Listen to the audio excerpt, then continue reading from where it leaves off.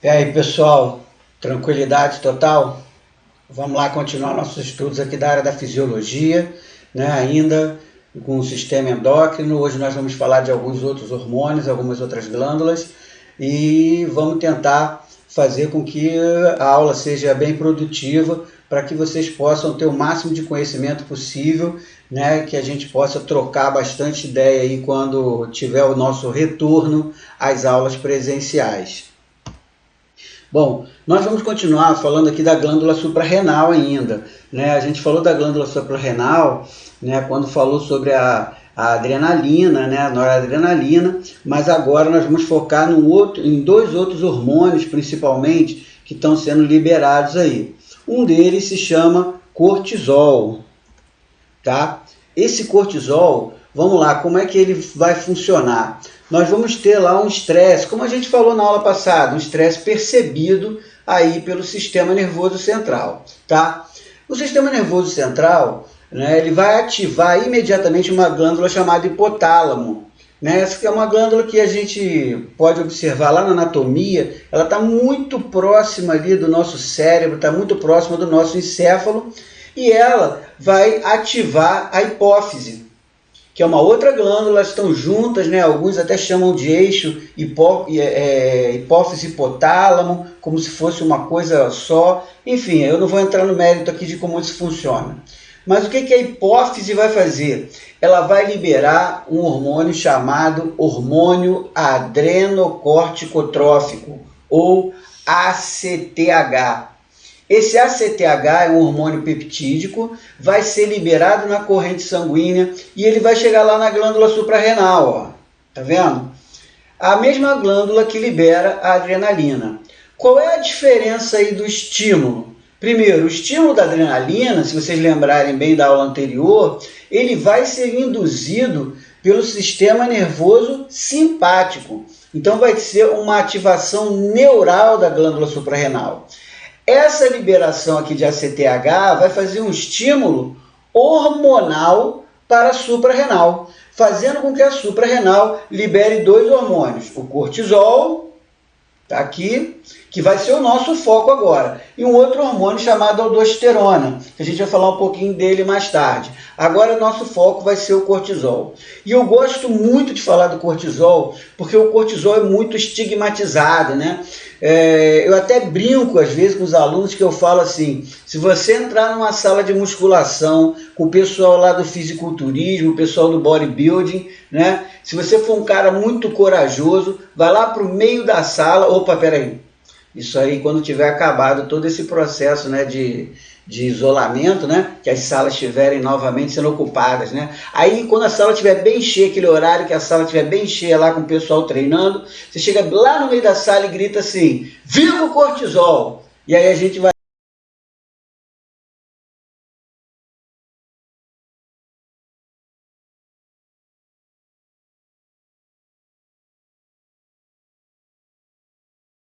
que só em pensar no cortisol você já está com problema. Então, vamos lá, eu gosto de falar dele exatamente porque ele não é nada disso. Uma outra coisa é o seguinte, o cortisol está muito associado ao estresse, e daí vem um apelido para ele, que é hormônio do estresse. E qual é o problema desse apelido? O problema desse apelido é que as pessoas entendem que o cortisol ele vai provocar o estresse, ou ele vai provocar uma série de reações negativas no organismo que são coisas ligadas ao estresse. E vamos ser sinceros, não é isso. O cortisol ele é liberado exatamente para que o nosso organismo possa reagir ao estresse, para que ele possa combater o estresse. Sem que eu tenha a produção de cortisol, os efeitos negativos desse estresse, né, vão ser ruins para a gente, inclusive para a nossa saúde.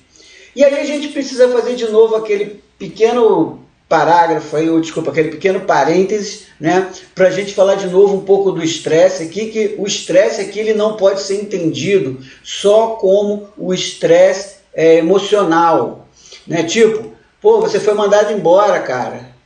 Pô, eu tô trancado em casa por causa da pandemia, cara. Pô, eu briguei com a minha namorada, com o meu namorado, sei lá.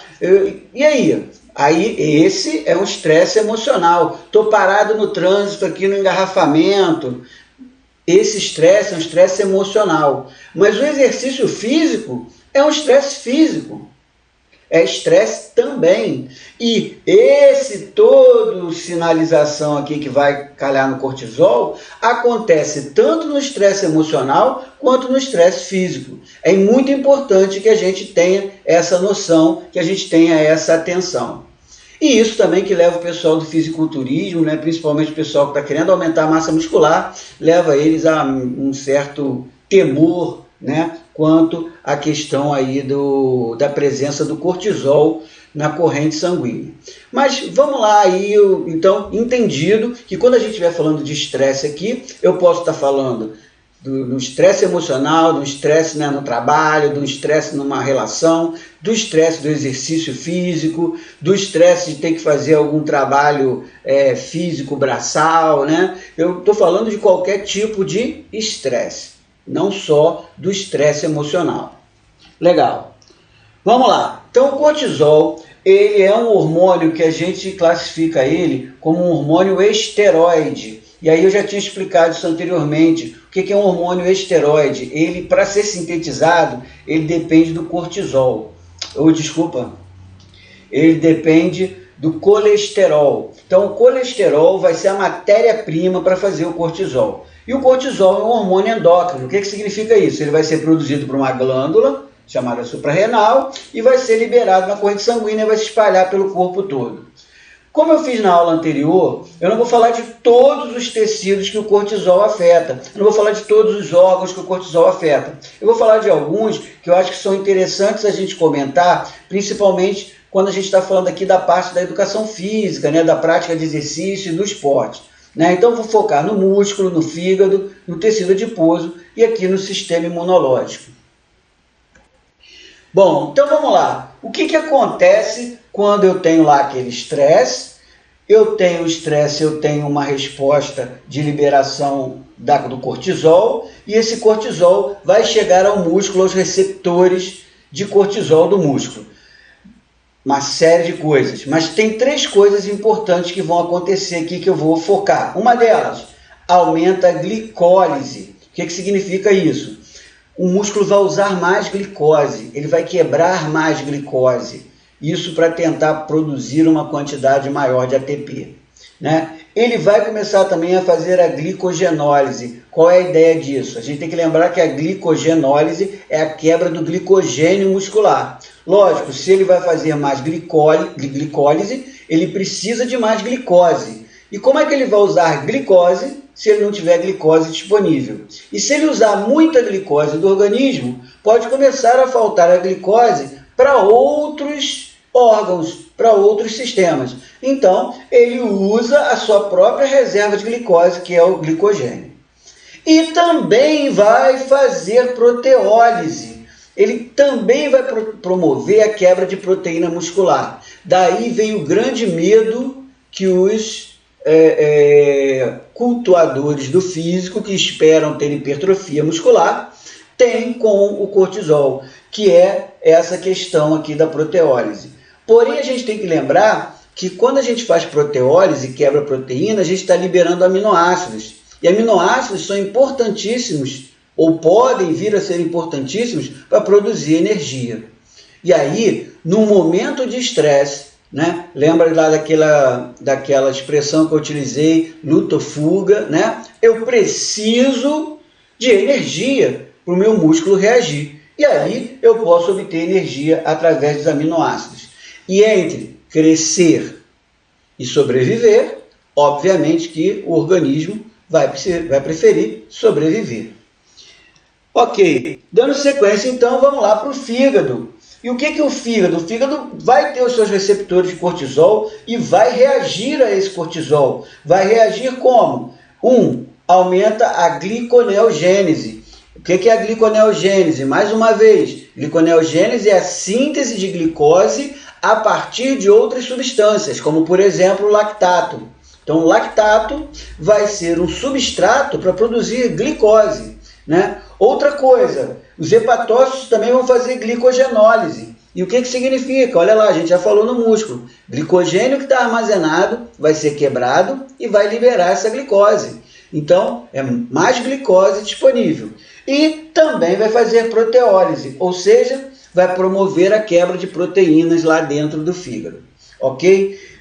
Se você observar bem, esses 3 itens aqui que eu chamei a atenção, são itens que vão funcionar principalmente liberando substrato energético para que você possa ter a produção aí de ATPs para que o organismo possa funcionar. Então, por exemplo, essa glicose produzida aqui pela gliconeogênese e pela glicogenólise não é uma glicose que vai ser utilizada especificamente pelo fígado. Ela vai ser liberada na corrente sanguínea para que o sistema nervoso possa utilizar, para que o próprio músculo possa utilizar, para que o coração possa utilizar, ou seja, para que o organismo possa funcionar de uma forma bem eficiente, sem ressentir de energia para reagir, né, seja lutar ou fugir na situação de estresse.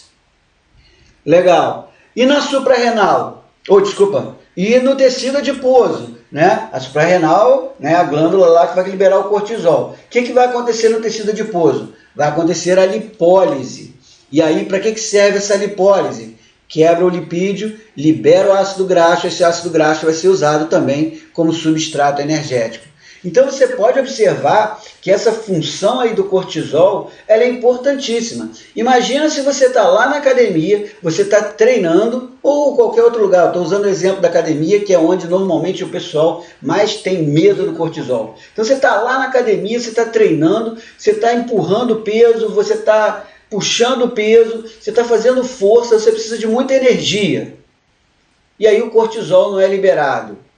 De onde vai vir essa energia para você poder treinar?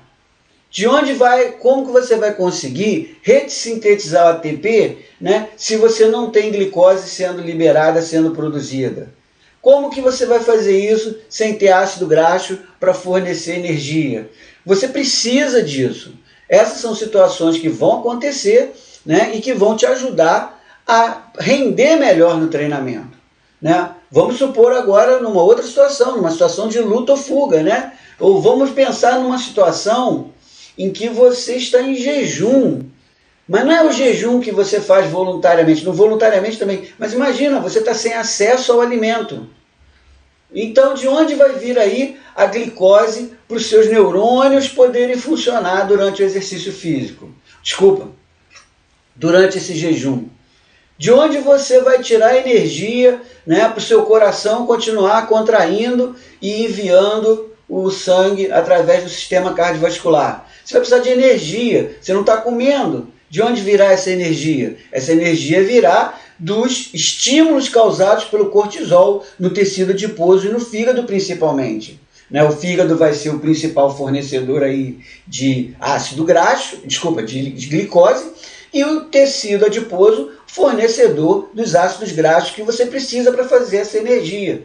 Então, o cortisol, ele é importantíssimo na situação de estresse, tá? Seguindo aqui, vamos então para o sistema imune. Aí no sistema imune a gente vai ter algumas coisinhas aí um pouco mais complexas aí, que às vezes o pessoal fica meio confuso. Mas vamos lá tentar, né? Basicamente, tudo isso se resume no que a gente chama de imunossupressão. Olha lá. O que é imunossupressão? Imunossupressão é fazer com que o seu sistema imune ele se torne menos eficiente. E aí, onde que eu vou ver essa imunossupressão? Em um monte de pontos, em alguns deles principais. Eu vou ter, por exemplo, leucopenia, que é a diminuição da quantidade de leucócitos, né? Que são aqueles chamados, né, em livros mais básicos, né, em livros de ensino fundamental, de glóbulos brancos, né, os leucócitos.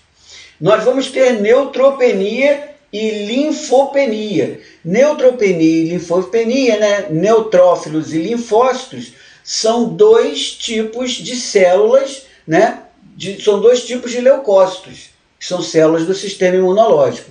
Então, são células muito importantes no processo imunológico. Nós vamos ter também a apoptose de linfócitos, né? Ou seja, por que eu tenho uma linfopenia? Por que meu número de linfócitos diminui? Porque esses linfócitos vão começar a morrer, estimulados pelo cortisol. E nós vamos ter também diminuição das células NK, que são as células chamadas natural killer, ou assassinas naturais. Essas células são células muito importantes, porque elas atuam naquela parte que a gente chama de sistema imunológico não específico. O que é isso? Quando a gente, por exemplo, fala de uma doença que a gente já foi exposto, o nosso sistema imunológico ele já tem um preparo, né, para reagir rapidamente. Mas nem sempre a gente vai ter, por exemplo, aqueles anticorpos, né, para aquelas células. E essas células NK, ou Natural Killers, elas são células que vão atuar aí. Também são células importantíssimas para atuar em células cancerígenas. Então, quando começam a aparecer células cancerígenas, essas células normalmente elas vão ser atacadas pelas células natural killer. E aí o que acontece? Você evita, né, que tenha o aparecimento de câncer. Então, a liberação de cortisol ela vai causar essa imunodepressão, né? Eu vou ter o sistema imunológico todo funcionando um pouco menos. Isso tem um fator interessante, dois fatores interessantes que eu queria chamar a atenção. Eu não vou levar isso muito adiante, mas só para a gente ficar em mente, e aqueles que tiverem interesse, a gente pode depois conversar melhor sobre isso, né? Um é o seguinte: toda vez que eu faço um exercício que ele é muito prolongado, principalmente quando eu não estou tão treinado para aquele tipo de exercício, né, essa imunossupressão, essa imunodepressão, ela acaba causando o que se chama janela de oportunidade para infecções oportunistas. Então, é muito comum, né, que após uma competição muito extenuante, que uma pessoa participou, ela 2, 3 dias após essa competição, ela ficar suscetível a ter, por exemplo, inflamações na garganta, né? Ela ficar suscetível a ter algum tipo de infecção bacteriana, por exemplo. Isso a gente chama de janela de oportunidade, né? A gente não pode confundir o seguinte: a prática regular de exercício físico, ela aumenta a imunidade. Porém, fazer um exercício físico muito longo, muito prolongado, né, principalmente não estando bem treinado para isso, pode levar à abertura dessa janela de oportunidade. E a outra coisa é que é o seguinte: todas as doenças que acontecem, quer dizer, todas as doenças acabam afetando o sistema imunológico, mas vamos pensar em doenças assim que são muito ligadas ao sistema imunológico, como por exemplo, a asma, né? A asma é uma reação exagerada do sistema imunológico à presença de algum tipo de alérgeno no nosso sistema respiratório. E aí o que vai acontecer? Nós temos ali, né, o fechamento das vias respiratórias e o indivíduo não consegue respirar. E aí se utiliza o quê? Se utiliza corticoides. O que são corticoides? Corticoides são fármacos que vão agir como cortisol, fazendo o quê? Imunodepressão. E aí ele consegue voltar a respirar, né? Então, tem uma série de doenças. Se você der uma pesquisada, você vai ver que a principal ação dos corticoides, né, é funcionar como um anti-inflamatório, né, esteroidal. E aí são medicamentos normalmente muito potentes. Olha lá o que acontece durante o exercício, né? Se observar, né, para o exercício, olha aqui, eu estou falando aqui em intensidades. Intensidades baixas de exercício, eu tenho poucas mudanças no cortisol. Intensidades altas de exercício, olha lá o cortisol como sobe. Eu tenho aumentos expressivos aqui na concentração de cortisol, né? Olha lá, em exercícios a 100% do VO2 máximo, eu posso chegar a aumentar quase 100% do cortisol considerado basal no nosso organismo, ok? Legal. Vamos passar agora para o nosso próximo hormônio, que é a aldosterona. A aldosterona eu vou ser rapidinho nela aqui, né? Mas o processo é basicamente o mesmo, né? Eu tenho estresse, sistema nervoso, hipotálamo, hipófise, libera CTH, suprarrenal, libera cortisol e libera aldosterona. O principal papel da aldosterona aqui vai ser o controle dos próprios rins, né? Fazendo com que os rins aumentem a recaptação principalmente dos íons de sódio. Se eu estou recaptando sódio, e sódio é um osmólito, eu vou ter um aumento da volemia, né? Eu vou ter aumento da quantidade de sangue, de volume de sangue, né, disponível. E isso, obviamente, aumenta a nossa pressão arterial. Então, a aldosterona, o principal papel dela, né, é o controle da quantidade que a gente tem de eletrólitos no sangue, entre eles o sódio, né? Então, toda vez que eu tenho muita aldosterona, o que acontece? Eu recapto sódio e aí mantenho mais água no sangue, mantenho o volume de sangue maior, mantenho a volemia maior. Toda vez que eu tenho pouca aldosterona, né, eu libero mais sódio e com isso eu diminuo a nossa volemia. Você pode fazer uma pergunta para mim assim: Marco, qual é o interesse de eu manter a volemia alta durante o exercício? Tem um monte deles. Um deles é eu evitar, como eu, durante o exercício, eu normalmente aumento a temperatura corporal e com isso eu aumento a sudorese, eu já tenho uma tendência a perder muito líquido. E aí, se eu perder líquido demais pela sudorese e ainda perder líquido lá pelos rins, eu vou possivelmente entrar no que a gente chama de hipovolemia. E a hipovolemia leva a uma pressão arterial baixa, uma hipotensão arterial. E isso não é bom durante o exercício, porque se eu tenho aliás, isso não é bom em momento nenhum, né? Mas durante o exercício é pior, por quê? Porque durante o exercício, essa diminuição da volemia vai fazer com que eu não tenha o recebimento de sangue, de oxigênio e nutrientes pelo corpo todo de uma forma satisfatória, ok? Beleza. Então vamos lá. Olha lá a aldosterona também. Durante o exercício, quanto maior a intensidade do exercício, olha lá, maior também será a liberação de aldosterona. Veja bem, gente, eu estou focando no exercício, mas a gente está falando aqui de qualquer tipo de estresse. Então vamos entender uma coisa importante. Se eu tenho, um estresse emocional diário e esse estresse dura muito tempo, todos os dias, o que vai acontecer? Os meus níveis de cortisol ficarão elevados o tempo todo. Níveis de cortisol aumentados o tempo todo vão levar o fígado a ficar produzindo muita glicose o tempo todo. Né? A gente lembra, o fígado fica produzindo glicose. E isso aumenta a glicemia. E aí, isso pode aumentar a possibilidade do sujeito ter diabetes mellitus tipo 2. Então, é importante a gente entender isso. Se eu tenho cortisol o tempo todo, eu possivelmente terei o meu sistema imune deprimido o tempo todo. Então, eu estarei sempre mais suscetível a ter doenças.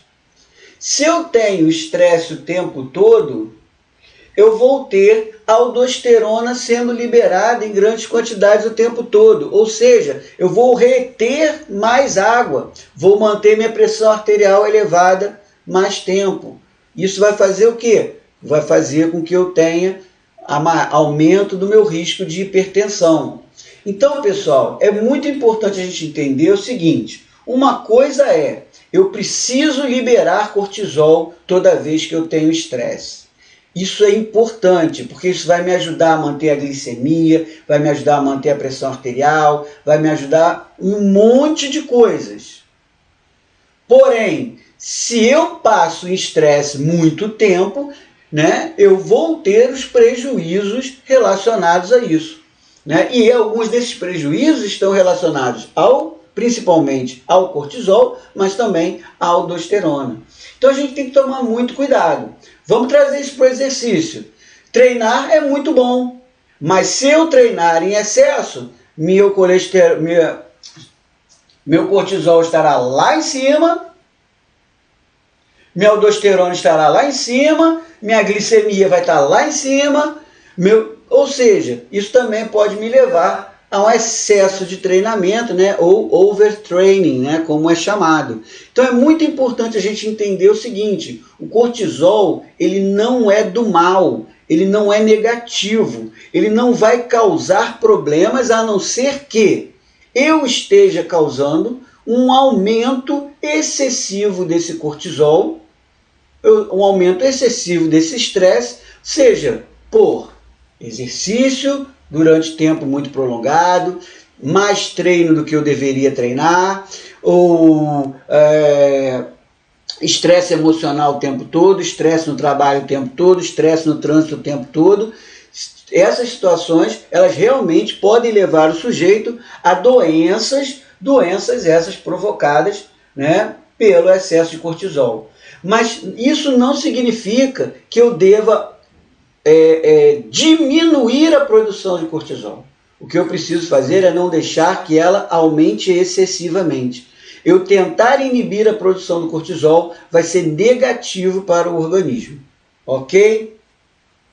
Bom, rapidamente, vamos passar aqui a um outro hormônio agora, que é o hormônio do crescimento. Como que funciona? O hormônio do crescimento também responde ao estresse. Olha só como ele vai funcionar. O estresse, né, estimula o hipotálamo, só que o hipotálamo vai produzir um outro hormônio chamado GHRH. Esse hormônio estimula a hipófise a produzir o hormônio do crescimento, né, que a sigla dele é GH. E esse hormônio do crescimento a gente conhece bem, né? É um hormônio que, quando a pessoa não produz, né, vai causar uma doença chamada nanismo. Né? Então, existem diversos tipos de nanismo, mas muitos deles são causados pela pouca ou nenhuma produção do GH, e o excesso do GH vai produzir o gigantismo, né? São aquelas pessoas que crescem excessivamente e tem aí uma série de problemas associados a isso. Rapidamente a gente falando aqui do GH, então vamos lá, se mantendo aquele mesmo padrão, né? Vou falar do GH, mas não vou falar ele de todos os tecidos, né? Vou falar lá no músculo, fígado, tecido adiposo e tecido ósseo.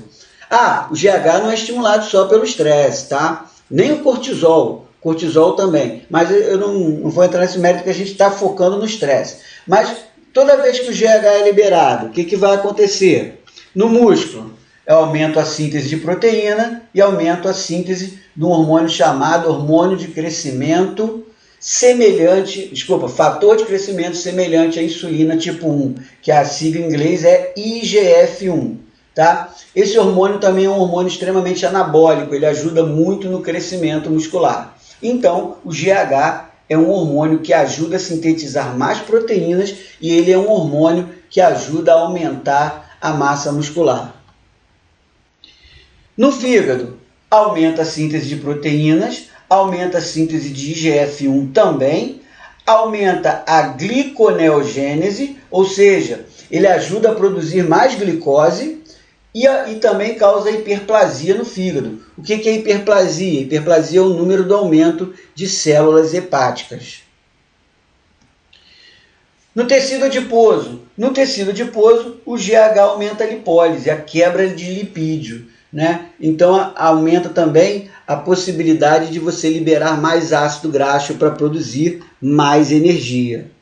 Bom, no tecido ósseo aumenta a produção de IGF-1, que é um hormônio que é um fator de crescimento, como eu já falei, que aumenta a osteogênese, ou seja, os ossos aumentam. Então, por que a gente cresce durante a infância e adolescência? Porque a gente produz grandes quantidades de GH principalmente. desse hormônio do crescimento. Então eles ajudam as placas epifisárias a aumentarem, né? Osteogênese, né? É crescimento de ósseo, né? Aparecimento, né? De mais tecido ósseo, ok? Legal. Olha lá, o hormônio do crescimento também tem uma resposta do exercício, que ele aumenta conforme aumenta o tempo de exercício, certo?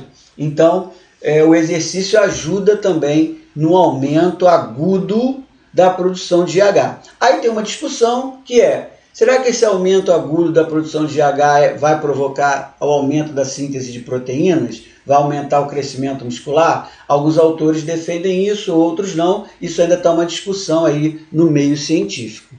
Ok? Bom, então nossa aula hoje vai fechando por aqui. Vamos ficar com esses 3 hormônios, cortisol, aldosterona e GH principalmente, né?